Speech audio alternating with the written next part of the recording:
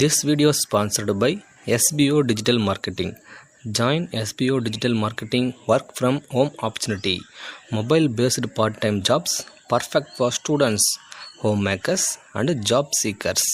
Skip பண்ணாதீங்க. பெரிய தப்பு. தினம் 300 ரூபாய் சம்பாதிக்க அரிய வாய்ப்பு. இன்ஸ்டாகிராம், ஃபேஸ்புக் பயன்படுத்த தெரிந்தால் போதும் content post and content publishing மூலமா தினம் 300 ரூபாய் சம்பாதிக்கலாம். இந்த வேலை செய்ய 5 நிமிடம் போதும். Work training support, group communication support, all language customer live chat support, முக்கியமா சொந்தமா ஒரு பிசினஸ் ஸ்டார்ட் பண்ற அளவுக்கு உங்களால கற்றுக்கொள்ளவும் முடியும், சம்பாதிக்கவும் முடியும். இந்த வேலை வாய்ப்பு வழங்குவது 5 வருடத்திற்கு மேல ரன் ஆகிட்டு இருக்க நம்ம தமிழ்நாட்டு company school of business organisation private limited. மேலும் விவரங்களுக்கு டிஸ்கிரிப்ஷன்ல கொடுத்திருக்க நம்பருக்கு வாட்ஸ்அப் பண்ணுங்க.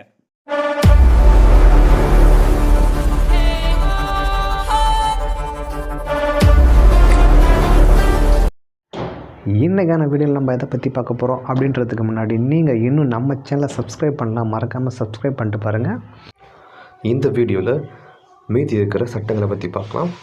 பிரிவு 48 சம்பளம், ஊதியம், பணி கொடையில் இருந்து பிடித்தம் செய்தல். பிரிவு 49 சங்கத்தின் பங்கு மற்றும் கடனீட்டு பத்திரங்களை கட்டாய பதிவு செய்தலிருந்து விலக்கு. பிரிவு 51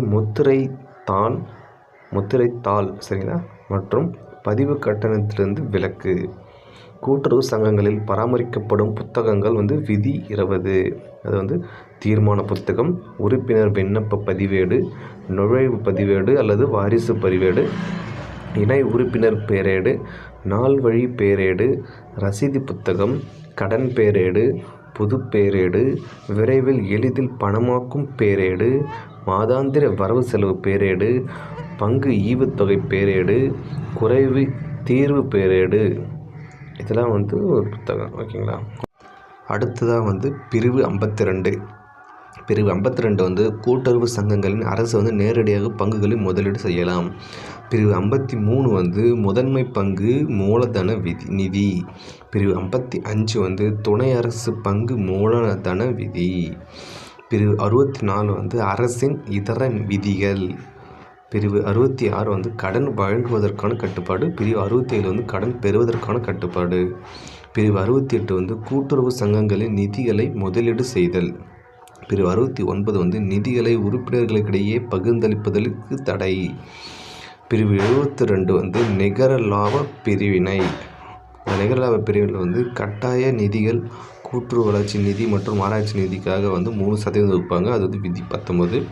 கூட்டுறவு வளர்ச்சி நிதியாக ஒவ்வொரு சங்கமும் எத்தனை சதவீதம் ஒதுக்க வேண்டும்னா 3%. கல்விக்காக 2% ஒதுக்குவாங்க.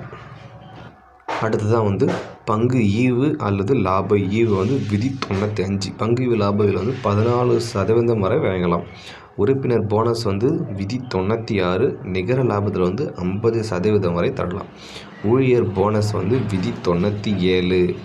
பொதுநல நிதி விதி 98. இந்த பொதுநல நிதியிலிருந்து 10% அதிகபட்ச தொகையாகவும் மேற்கொண்ட இடங்களுக்கு ஒதுக்கியது போல மீதும் இருக்கும் லாபத்திலும் 10% ஒதுக்குவாங்க. அடுத்ததாக கூட்டுறவு சங்க பணியாளர்களும் அலுவலர்களும். பிரிவு 73 79 வரைக்கும் பணியாளர்கள் பற்றின விதிகளாக இருக்கும். ஓகேங்களா. பிரிவு 73 அலுவலர் மற்றும் பணியாளரை நியமித்தல். பிரிவு 74 பணியாளர் தேர்வு குழு. மாவட்ட மற்றும் மாநில பணியாளர் தேர்வுக்குழுவை நியமனம் செய்வது யாருன்னா மாநில அரசாங்கம். அடுத்ததாக பிரிவு 75 பொது பதவி தரத்தை ஏற்படுத்தல். அடுத்தது பிரிவு 76 ஒரு சங்க அலுவலரை அல்லது பணியாளரை பதிவாளர் தற்கால பணி நீக்கம் செய்தல் 76. பிரிவு 77 அலுவலர் அல்லது பணியாளர் பணி நீக்கம் செய்தல். பிரிவு 78 வருங்கால வைப்பு நிதி, அதாவது பிஎஃப்னு சொல்லுவாங்க. அது பிரிவு 78. பிரிவு 79 என்னென்னா பணிக்கொடை நிதி. பிரிவு 79 பணிக்கொடை நிதி. நிர்வாக இயக்குனர் நிர்வாக இயக்குனர் பிரிவு 33. தலைமை சங்கங்கள் மற்றும் அட்டவணை சங்கங்களில் அரசு நிர்வாக இயக்குநரை நியமிக்கலாம். நிர்வாக இயக்குநரின் தகுதிகள் பிரிவு 145. நிர்வாக இயக்குநரின் அதிகாரங்கள் பிரிவு 146. ஷார்ட்கட்டாக வச்சுக்கோங்க. பிரிவு 145 தகுதிகள், 146 அதிகாரங்கள் நிர்வாக இயக்குநர்களுக்கு. ஓகேங்களா. அடுத்ததாக தணிக்கை. தணிக்கை பிரிவு 80. தணிக்கை பிரிவு என்பது. இந்த வீடியோ இதோட ஸ்டாப் பண்ணிக்கலாம். நெக்ஸ்ட் வீடியோவில் இன்னும் இம்பார்ட்டன்ஸ் கொஸ்டின்ஸ்லாம் பார்க்கலாம். நன்றி.